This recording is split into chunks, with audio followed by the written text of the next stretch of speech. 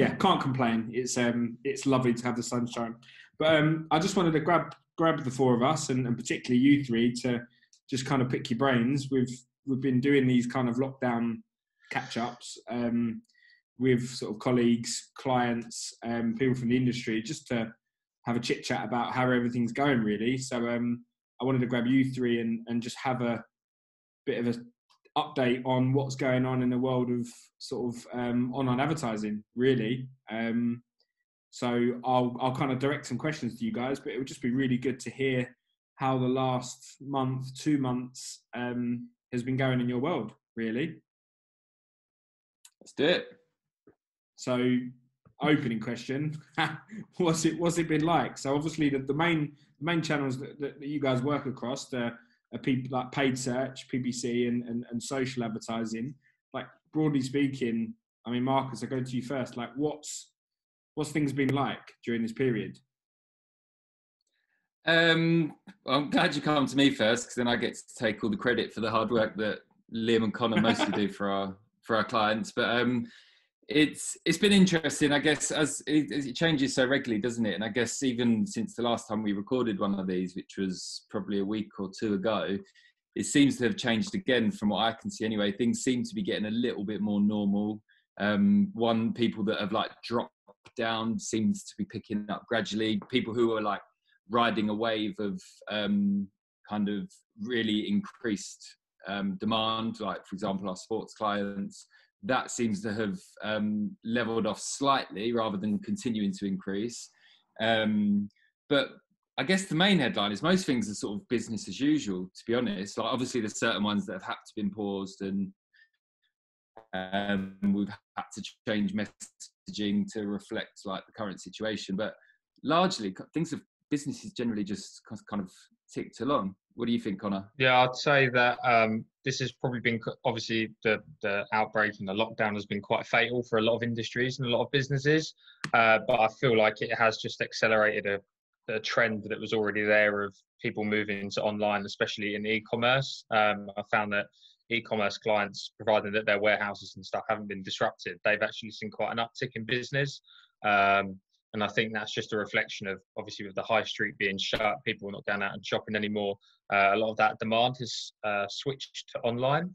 And then also, as Mark said, an increase in sportswear, with people being under lockdown and having a lot more leisure time, demand has gone up like 20-30% versus last year. So it's much more than what we'd have expected during usual sort of business as usual. Yeah. Yeah, and like you said, like some sectors have been really have been doing really well, sort of out of quite a horrible situation. But then I guess some industries, some sectors, not so much. And I know, Liam, you've sort of had some experience with clients that have sort of been negatively impacted in way of not being able to get stock, right? Yeah, so there's been clients that have been able to get stock. There's also been like clients in the tourist industry, and that's one industry that's been decimated really by what's going on at the current situation. So it's been interesting, like Marcus said, like Connor said, for like sports client, it's gone crazy. I know when we all went into lockdown, we were all running. I don't think we're running anymore. So you can kind of see that spike, and then it's dipped now. And it kind of, when I look at my own running activity, it's quite similar trend. So it does make sense. But yeah, there have been clients where like procurement, getting stock over to the UK has just been a massive issue. And then tourism, it's just been hit so hard. So it's a mixed bag really, but it's not all doom and gloom, and I think that's the main message. Yeah, no, absolutely. And I think one of the big conversations that I know you guys have all had as a team and with clients as well, but it is on a lot of people's minds as to whether in a time like this, and I know we are sort of approaching sorry, as a motorbike, we're approaching sort of the back end of this situation, hopefully, but should people, or should have people stopped advertising, or should they have carried on? Like, what have you guys seen from an industry? Has there been more opportunity for the people that have carried on marketing through this period?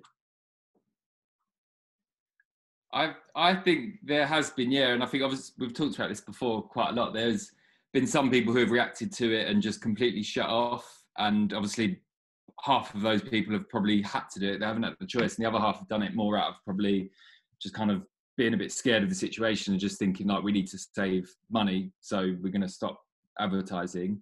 I think, like a lot of us, at the beginning of lockdown, none of us really knew, probably for our own sanity, we had to kind of think it was just going to be for a few weeks. And no one really knew how long it was going to be for.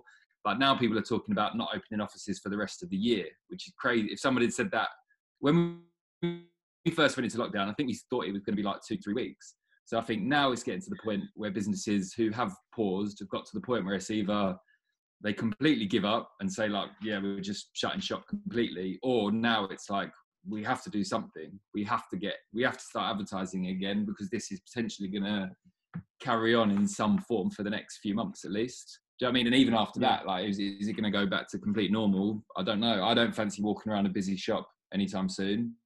I'll get things online if I can. Yeah, and I think that goes back to what Colin was saying about how this has sort of been a bit of a shift in people's habits and sort of pushing people even more than was happening before, but pushing people to buy things online. But in that sort of same breath, with there being a lot less advertised right now, for various reasons, people have stopped advertising in some spaces. What has that meant for performance, like costs? Like, I hear lots of different things. Some people saying it's really cheap to advertise right now. Some people say the opposite. Like Conor, Liam, what data are we seeing right now in terms of that? I think it's largely based on the industry that the advertiser's in and the platform. So, for example, if you're an e-commerce advertiser on paid search, we haven't necessarily seen huge CPC drops if that's an industry that's actually seeing business as usual or seeing growth through this period. Whereas generally on Facebook, rather than paid search, Facebook and Instagram, we have seen there's more of a mixed bag of advertisers, and quite a few have dropped out of auctions for various reasons. We have seen that actually pick up though in recent weeks. I think as a sense of normality returns, it will just continue that trend to sort of business as usual. But then also advertisers have been pulling out for different reasons that you wouldn't expect. So Amazon pulled out of quite a lot of their activity just because there was so much demand on their website. They didn't need to use paid search to drum up anymore. So there's weird sort of dynamics going on that are sort of unexpected. That's interesting. So what would historically have been someone's competitor, with Amazon bidding on that particular product, that competitor suddenly disappeared in that search space. That's really interesting. And do you like, one of the big things, obviously, if we like social advertising, the content, the creative assets that brands use, like are huge. It's a huge part of like the effectiveness of that channel. People haven't been able to have big studios or big photo shoots. Like, I know we work with a lot of fashion brands. Like, they haven't been able to create new assets. Like, what's your guys' thoughts on the situation there? Like, have people been able to just get by with the content or the assets that they have?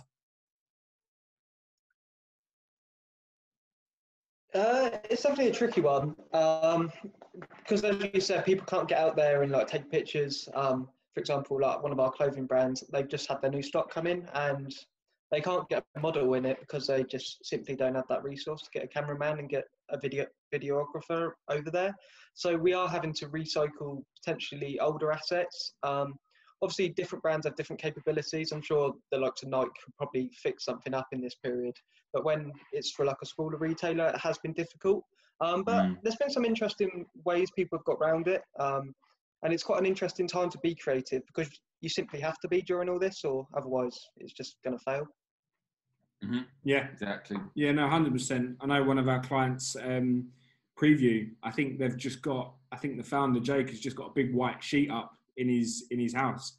And he just gets him and his fiance to just model all of the new lines that they have in. Like, historically, they would have had to do big photo shoots, and they're known for going to all these lovely places around the world and shooting their new collections, and they've had to think on their feet and are now doing it in front of a bed sheet. So the good thing about that is it is very authentic, and it's not like they're in a unique situation. Everyone knows what's going on at the moment, and they're almost embracing it, and like it doesn't matter that he's got his kitchen in the background or whatever. It's like, it is just authentic, and people know that's kind of, everyone's doing what they can at the moment. Like, he was sharing some photos with us over the last couple of days of him picking up new fabric, like in a van by himself. Like, that might stay behind the scenes, but out there showing him, like the guy who started the business, picking up fabric, and it's really authentic. And I think we've said this before as well, like, users know that we're all in the same situation. No one's expecting like it to be normal, and I think almost embracing that seems like the right thing to do. Yeah. One other point to jump in on, I think, Connor, you're probably a good person to throw this to about like the very specific COVID-19 content that we've been promoting for some clients. Yeah, definitely. I think so. This has been a sort of recurring theme across clients. Like, shall we mention how we've adapted to COVID and highlight our service offering differences in our ads? Because obviously there's a risk that it could become a bit like ad taking advantage of it. But I think there is a genuine desire from users for this sort of content. So one client in the property industry, they take property management, but they do it digitally, and so sort of from a central hubs and not like a brick and mortar letting or estate agents. So they was able to actually run their service through, well, obviously not during the main lockdown, but they have been able to get their service up and running again a lot quicker than other businesses who are running on the high street and stuff. So they was able to use that in their ads to show their target audience that actually they're still running, they can still provide this sort of vital service for some people throughout the period. And we actually saw quite a noticeable uptick in engagement. Right. We also run sort of a webinar campaign as well, where it was a big bit of free to some property managers, explaining how they can sort of change their strategy in COVID, how they can manage their properties and stuff. And again, the engagement was like really strong. So definitely it's something that people are after at the moment. Yeah, we've got a few really good case studies. The Frangipani Hawaiian shirt one comes to mind as well, Liam. Like, it's a good case study of how like actively embracing what's happening at the moment and acknowledging it in an advertising Yeah, definitely. campaign. So they were the client that was really hit by like the stock level, and their stock was stuck in a different country, so they had so we had Hawaiian shirts to advertise, and we were just honest with the customer, saying that this is the situation, it's tough for everyone right now, but we're working as hard as we can, and when we have them new shirts, it's going to be great. And touch wood, it is going very good since we've got the new stock. So it's all, I think honesty can really go a long way, especially in these times. No one wants you to be seen as like making profit off this, and just being honest. It's a good way to be. And I think that's a great example of when we go back to the question of should people stop advertising. It would have been very easy for those guys to say, look, we don't have any stock. It's stuck in India. We're just going to stop advertising. But being honest and changing that messaging to say, look, we are in lockdown. We would love to be launching all these new products, but unfortunately we can't. We've got these amazing Hawaiian shirts. There was a really nice offer on them. Get a bit of colour. Like, everyone's in lockdown. We were lucky enough to have some nice weather. Get some colour in your life. Get a nice Hawaiian shirt. And they performed really well. And I think that is a good example of where people could have just missed that opportunity.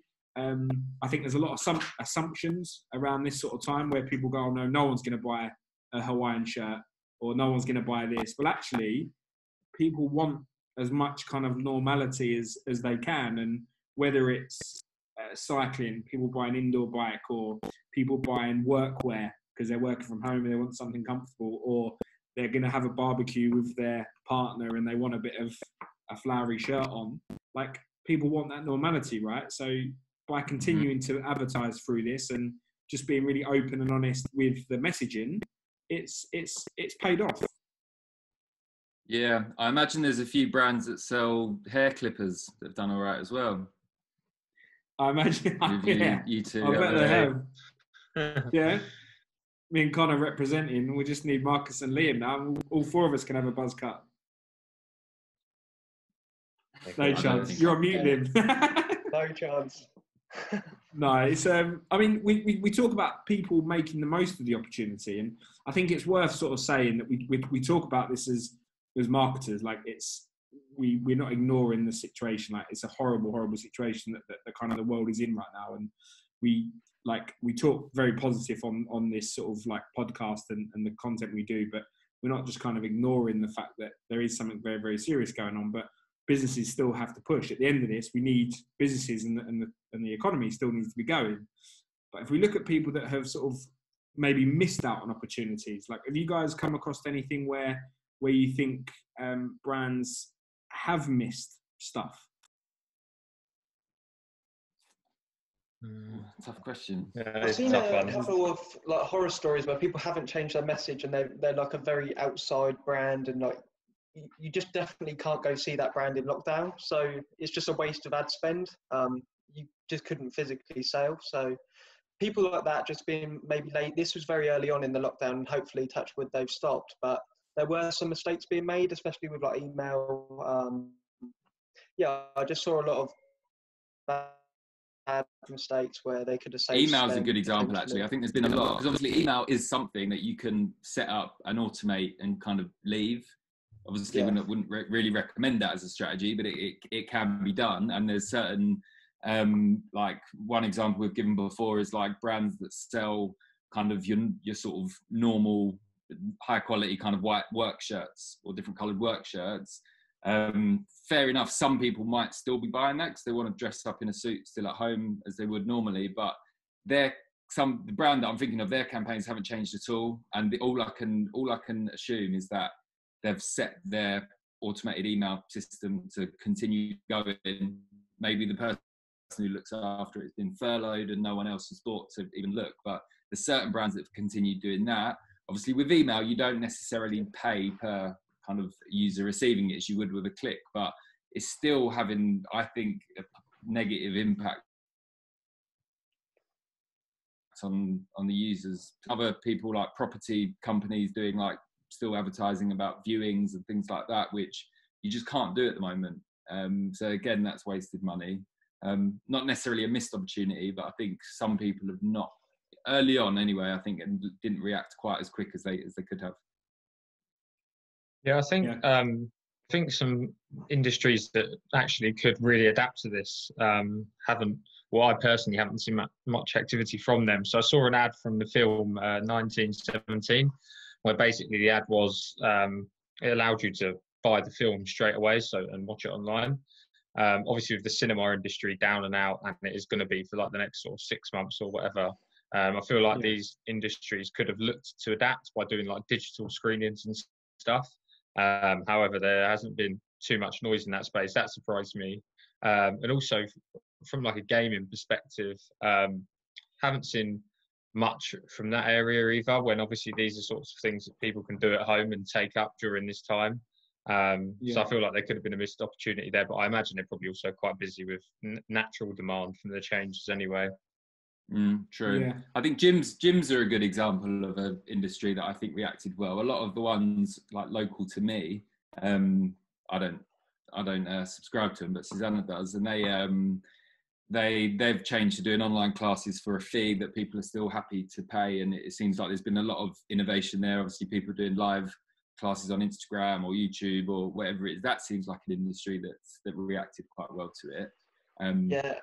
Just to add that, and renting equipment, like that's a massive one. I know so many people that are just so worried about not being able to lift weights. I'm not one of them, sadly, but yeah, so many of my mates are just like panicking that they've never lift weights again for like 6 months. But just renting the bar out is making money for the gym, and it's such an easy thing to do. That's a really cool idea. No, 100%. I think on the flip side, like some gyms haven't been doing that, and I think that is a missed opportunity, isn't it? Some people have just sort of gone, oh, we're going to close, and then stopped and sort of just sucked it up and hoped for the best. But you're right, with that sort of little bit of extra sort of thought and effort, you can still sort of create revenues and market your brand and be talking to people. Like, that's probably one of the biggest things I've noticed is that there was a handful of people that sort of took the belief that if they couldn't sell something, then they might as well not talk to might as well not talk as a brand. And I think there couldn't be further or any more wrong, I should say, because like now is the time to be talking to your consumers and to your customers. And just because, I don't know, say you're a holiday company, you can't sell your product. There's still a massive opportunity to be talking to people and engaging and helping, and that's what I think, like you guys have just said, like the sort of the fitness and the health industry have done so well through this. Is that they've not just been pushing products down everyone's throats. They've just been saying, right, here's a fitness class, here's a guide to doing this, here's something to stretching, here's yoga, like whatever it is, just showing that value. Because I think when the time comes that things do open up a lot more and people can start selling more or buying more, like people are going to remember the brands that they really connected with during this time. Yeah, it's not, a lot of brands are not too different from their competitors, really. So when it does go back to normal again, like you're saying, Luke, you will remember the ones that you've kind of had some positive engagement with. And I think things like email are obviously a good channel for that. I know we're here all sort of online advertising specialists. It's difficult to continue paying for clicks and to justify, like, for example, the travel agent. It's very difficult to justify sending paid traffic to a website right now. But if you can do sort of organic marketing or do some cool content through your emails, that is going to be the differentiator when people do start looking holidays again. And to use that example, like there's no reason why you can't have that as, like, I don't know, you create a landing page, you create an amazing piece of content, a guide to the top places to go on holiday or whatnot, and you capture the cookie and use that as a remarketing activity, right? So you get people to engage with some really useful, insightful content that you can follow up with at a later date. So we can't forget sort of short-term versus long-term. Even in the short term, there's still data we can collect. We can still understand people, and we can get things ready when we do in the future want to market to them. So there's definitely a short-term versus sort of long-term mindset. Mm-hmm.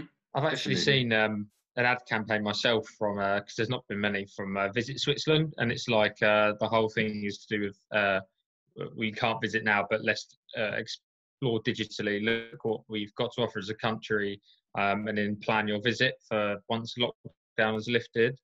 I think that's quite because obviously they're trying to hope and look forward to things at the moment, and they've got a lot of time on their hands generally as well. So obviously if someone's highly engaged and looking over the Visit Switzerland website and spending a lot of time on there, that if they like what they see, that's going to last with them post-lockdown, and it will help them sort of revive the tourism industry after. I think that's a really good point, and I've seen a similar story with like all luxury good products. Like we have continued advertising, and right now the conversion rate might be a bit lower. People aren't really wanting to spend £500 on maybe a pair of shoes. But later down the line, when this all clears up, when it eventually will, I think that's when people will resonate with that, what they saw previously, and then hopefully convert later down the line. Because I know I wouldn't pay now, but I definitely will be thinking about it when it does go back to normal. Yeah. I think it was. I think I read somewhere when I think it was when China came out of their sort of lockdown. I think it was Hermes, the designer. I think they had their like best day on record in terms of people going into the stores and people buying online, because just people wanted that luxury. So I think you're right, Liam. There will come a time where people want to almost make up for lost time, if that makes sense. Oh, definitely. And we've all been saving. Well, I have. I don't know if it's the same for you four. So we've got a bit of cash to burn. I've been spending too much on beer. I think a lot of people will be.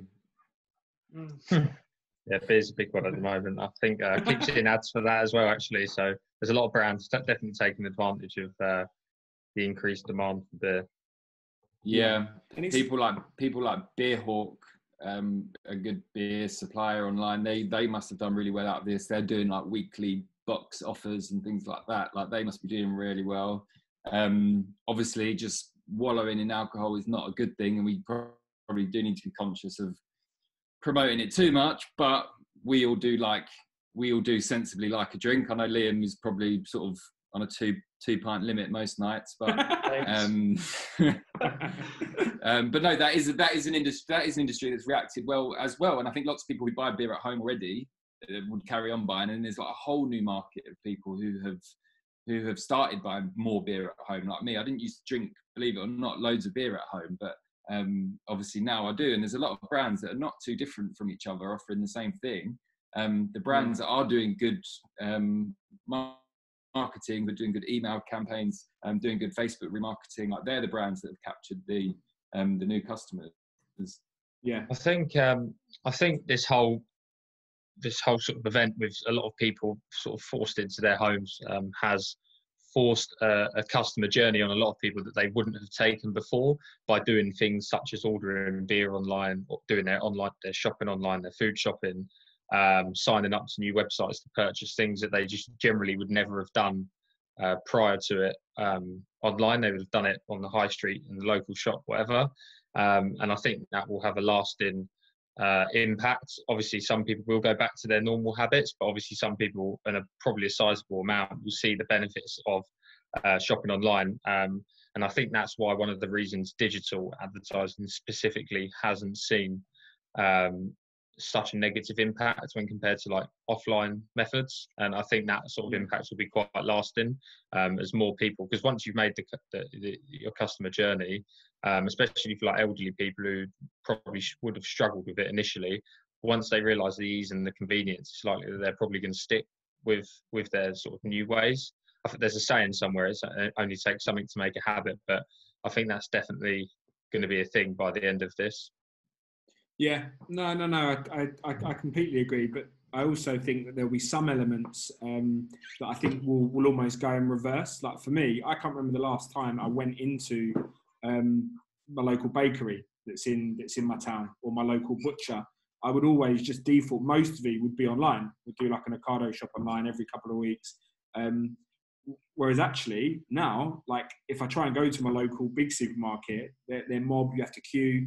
My little bakery is amazing. There's like a really small queue. Normally they do loads. The butcher does loads. The greengrocer. So for me, and I might be a very small minority, I hope that I will, whilst I'll go back to doing what I used to. I hope that I can carry on using some of those more boutique sort of services that I've probably not really made the most of previously. So I think that hopefully will be a bit of a nice thing, that we will see a rise in those parts of sort of the economy. Yeah, definitely. I do feel like there's a need now as well, more than ever, to support small local businesses. But I also believe that there's a need more than ever now for them to sort of get online and make sure their presence is known through the various channels, so local customers and stuff can be aware of them. So I definitely 100%. Feel like there's a definite need to support local businesses, and there's a need for them, as many as possible, to get online so people are aware of their offering. 100%. Like my local butcher, you can either go there or they'll do delivery, but in sort of classic old school fashion, like the front of the shop had no, like when it was closed, had no information about like what they do, the offers, what sort of products they sell. But you go online and you go to like a Billericay discussions page on Facebook, and they've got pictures of their menus, they've got everything. So you're right, Connor, like having digital support the physical stuff in that sense makes complete sense, because if I got it delivered or if I walked in there myself, like in there, they didn't do ads, but online for them was a great mechanic for getting me through the door. So I think the whole like online to offline and vice versa, I think is still so powerful. So in that sense, not a huge amount has changed. I just think more people will be online. And the need for like less contact might continue for a very long time anyway, isn't it? Like reduced contact just in general. So like if like your local butcher can start taking orders online and move to like a click and collect type model, that's going to help them survive as well. Because I know a lot of my friends are doing click and collect with supermarkets, and it's working like working flawlessly. Just to go there, you get your order, someone comes out and puts it in your car. That's potentially going to be another long-term need as well. Yeah, no, 100%. It's sort of a really interesting time. Like Connor, you said, digital advertising, online advertising has been one of those few sort of areas that hasn't seen a huge downturn. Lots of learnings for everyone to see, but it's a really exciting sort of period of time, right? And we just hope that obviously brands keep pushing ahead, and everyone's adapted so much, which is really interesting. It's fascinating to see. It's exciting for us to be a part of, running some amazing campaigns, you guys. So whilst we're all doing everything remotely, it's been a really, really interesting time. Definitely. But I will let you guys, we're getting towards the end of our time on Zoom. We're talking about 40 minutes. I think it's actually good. It keeps us to a tight deadline. But it's good to get you guys' thoughts, see what's going on. Glad to hear everything's going well. And things are still, we're seeing some really good results for clients that we work with. So keep it all up. And we'll do one of these again soon and see what's changed in the industry. And we'll all catch up then. Cool. Cheers. Cool. Thanks, everyone. Bye. Enjoy See the you later. sunshine. Bye. Bye-bye. See you guys. Take care.